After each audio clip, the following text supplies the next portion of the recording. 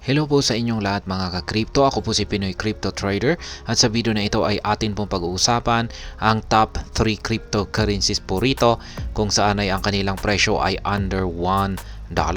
At ito raw po yung mga tatlong cryptocurrencies na dapat daw po nating tutukan sa pagtatapos po ng buwan ng Marso ngayong pong taong 2024. Kaya yan, bago po tayo magpatuloy ay nais ko lamang po munang bigyang linaw ang aking disclaimer kung saan ang nilalaman po ng video na ito ay hindi po ito isang financial advice.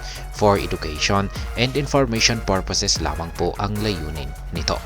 Maliban po dito ay nais ko na rin pong magbigay babala na wala pong kahit anumang group chat ang Pinoy Crypto Trader.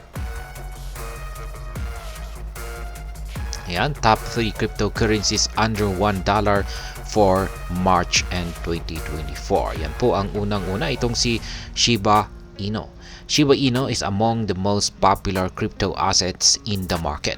SHIB also witnessed a massive price spike over the last few weeks, leading to the asset climbing several spots in the ranking. Kaya yan po. Yan po ang naging dahilan kung bakit si Shiba Inu ay siya po ang unang-una sa ating listahan dito sa top 3 cryptocurrencies to watch po natin na under $1 yan ngayong buwan po ng Marso. Yan, sapagkat si Shiba Inu ay nagpakita po ng magandang performance nitong mga nakalipas na ilang linggo. Nakaranas po siya ng massive spike or mataas na pag-angat sa kanyang presyo. Kaya dahil dito ay umangat na rin yung kanyang mga rankings. Yan, particular po yung kanyang market capitalization or market valuation. Siya po ay nasunggit po niya ang top 10 spot sa most valuable cryptocurrency. Yan, ang sunod naman po ay itong si XRP. Siya po ang pangalawa. So, kung saan ang sabi po rito ay according to CoinCodex, XRP could witness a price spike over the next few days. However, the platform does not anticipate XRP's price to hold. The asset may face another correction in the last week of this month. Kaya yan, base raw po kasi sa prediction na ilinabas ni CoinCodex, ay nakikita po niya na si XRP ay makakaranas po ng price spike. Ibig pong sabihin ng price spike ay mabilis po yung kanyang makakaranas po siya ng mabilis na pag-angat yan, sa presyo. At magaganap daw po yan dito sa paparating na ilang mga araw. Kaya yan, si CoinCodex ay inaasahan po niya na hindi po magtatagal si XRP sa presyong kanyang aakyatin. Yun nga lang ang problema rito. Yan, hindi po niya magagawang manatili sa presyo na kanyang aakyatin. At ito raw po ay makakaranas ng price correction or babagsak daw po ito. Yan, sa pagsapit po ng huling linggo ng buwan na ito or huling linggo ng buwan ng Marso.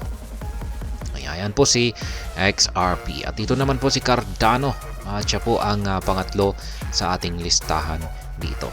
Cardano is another popular cryptocurrency under $1 that has faced a significant correction over the last few days. ADA's price has fallen 3.3% in the daily charts and 7.3% in the weekly charts. However, the asset's price may rally in the last week of this month. Kaya yan naman po si Cardano. Isa na rin po siyang sikat na cryptocurrency na under $1 ang kanyang presyo. At yan, itong nakalipas lamang na ilang araw ay nakaranas na rin po siya ng isang malaking correction. Yan, bumagsak po siya. At yan, bumagsak po siya ng 3.3% sa kanyang daily chart. At sa kanyang weekly charts naman po ay nasa 7.3%. Yan, pero itong si Cardano raw ay makakaranas naman ng rally or pag-angat sa kanyang presyo sa huling linggo ng buwan ng Marso or huling linggo ng buwan na ito. Kaya yan po ang tatlong mga cryptocurrencies natin na kailangan daw po natin na under $1 ang kanilang presyo, kung saan ay kailangan daw po nating tutukan ngayong buwan ng Marso. Yan, particular po sa katapusan ng Marso. Yan po si Cardano. At ang sunod naman po ay si XRP. At ang una sa ating listahan ay si Shiba Inu. At ayan. Hanggang dito na lamang po tayo sa video na ito. Sana po ay inyong nagustuhan ang aking paliwanag dito. Kung inyo po itong nagustuhan ay pag-click lamang po ang like button nito. Para naman po sa mga bago lamang dito, kayo po ay aking inaanyayahan para mag-subscribe. Pag-click na rin po ang bell icon nito dahil ito po ang siya magsisilbing notification nito sa mga bago kong videos na akin pong ina-upload sa aking YouTube channel na ito. Marami pong salamat sa panunood, ingat po tayo lagi at God bless po sa ating lahat.